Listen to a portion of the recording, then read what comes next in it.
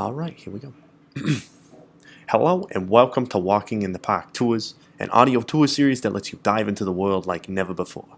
My name is Robert, and today we'll be touring the windiest city of them all, Chicago.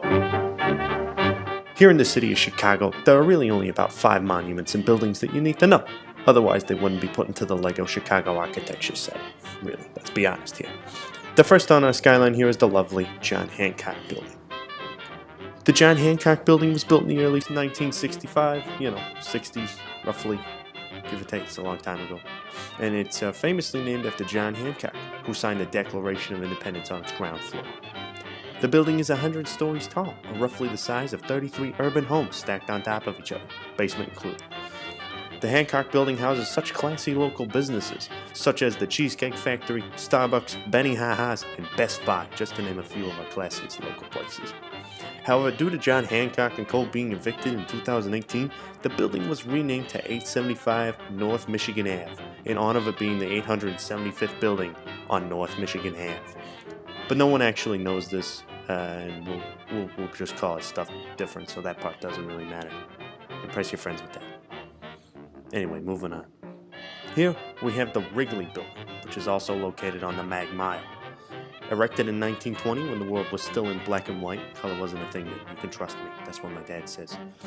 William Wrigley Jr. created this monumental building as his headquarters for his company.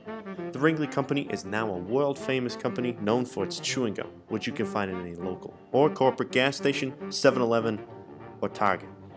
Fun fact, to actually save on labor, Wrigley used chewing gum, already chewed upon, instead of mortar and other standard building adhesives to save on costs, making this building far more superior than other buildings in Chicago. They then just plastered it with white because it's the only color that would look good in a black and white photo. Prior to Wrigley Field being built too, the Chicago Cubs would also play their home games in the building as well. They changed venues when the MVP player, Frank Demiri, fell out of a window catching a pop ball past accounting in 1935. God, that was a great play. In the Lego set, you'll see we have a bridge over a river.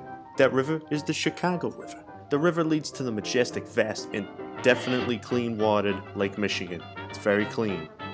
Don't argue with us on this one. You're just going to have to assume the bridge in the set is also on Michigan Avenue. And if you're from Chicago and don't actually like that, you have about 15 other bridges to choose from on this one. So, just Google and follow the river. You have 15 options there. No trip to Chicago is complete without seeing The Bean, located in Millennium Park. The park is great, but The Bean is just a masterpiece that outshines everything else in the park. Fun fact, if you ask any Chicagoan on the street what the actual name of the sculpture is, no one will be able to tell you because I doubt we actually care. So impress your friends and prove you're not a Chicago native by calling The Bean by its real name. Cloud Gate. That's right, I'll repeat it one more time for you. Cloud Gate. The person responsible for this giant metal work of God was Sir Anish Kapoor. Although British, he came to Chicago because Britain failed to appreciate its iconic masterpiece and the pure work of genius that it is. It is so envied, in fact, that other cities now, like Houston, Texas, copied it for their cities, but they can go suck it because we got the original. Suck it, Houston. Up next, one of our most iconic buildings to date is the Sears Tower. The Sears to Willis Tower. Anyway, this is the building that you may confuse with the Hancock Building, or call it several different names before you realize that it actually was called all of these names except for the Hancock Building, because, we've renamed it about 70 times. The Sears/Willis/tallest building in Chicago Tower was built in 1970 to 1973 because the city of Chicago had a midlife crisis and thought we needed a real landmark. So we built the tallest building in the world. Because that's how we do it. The tower houses at least 50 big-name companies you've never heard of or used to house. Like Sears. Some of them are no longer in business. Like Sears. Which is what the tower originally came to be known as. Since Sears went under, the Willis Group, God only knows what they do for a living, took on the heavy burning of naming the building after themselves. So now there is a 50% chance that your average Chicagoan will mistake that name for the other one, even though it's the same exact building. And who knows, it may even be renamed in the future after another deceased company that we couldn't care less about. And our final stop on our Walking in the Park tour today is Big Red. It's notorious, it's big, and it's red. And as a guy who lives in Chicago, I can honestly say I have no idea where this building is or why it's so special. You are honestly better off with the guidebook from the Lego set or just purely Googling it. Hell, I had to Google this to know where it was, and it's not actually called Big Red, but it pops up on Google that way. And even then, most pictures show it in like a not so flattering rusty red color.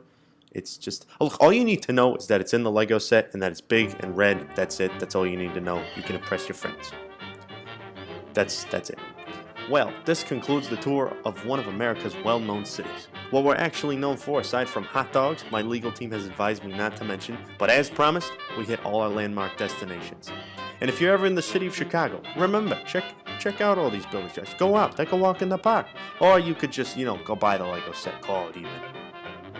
We won't tell. And hey, thanks for walking in the park with me.